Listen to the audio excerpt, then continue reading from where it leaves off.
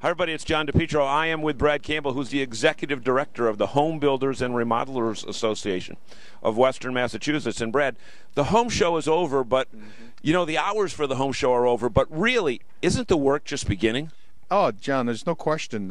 Consumers at our show every year tell us that the biggest frustration that they have is coming to the show, talking to a vendor, and never getting that return phone call. So, to your point, the biggest part of the show is just starting. Vendors have to pick up that phone. Don't just take the leads back to your office and leave them on the desk. That's like buying a health club membership and never going, or buying a packet of seeds at the garden center and putting them on your kitchen table and expecting to have fruits and vegetables.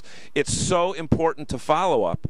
And also keep in mind that these are people that have paid to park, they've paid an attendance fee, and they kind of like had a list of what they wanted, of the people they wanted to talk to. I think this year more than we've seen in the past, consumers came to the show with a very specific list of things that they were looking for. We talked to many consumers that said just that. And vendors that were smart enough to listen to that consumer and take the information and who now follow up, I think are going to get the rewards of that effort. But it does take the follow-up. You've got to make the phone calls. You've got to schedule the evening appointments. If you don't do it, I can tell you that our consumers just don't come back if they don't hear from you, the vendor. And they're not going to call you back if you wait 4 or 6 weeks to call back. They're not going to think you're serious, and they're not going to think they're important because you didn't get back to them.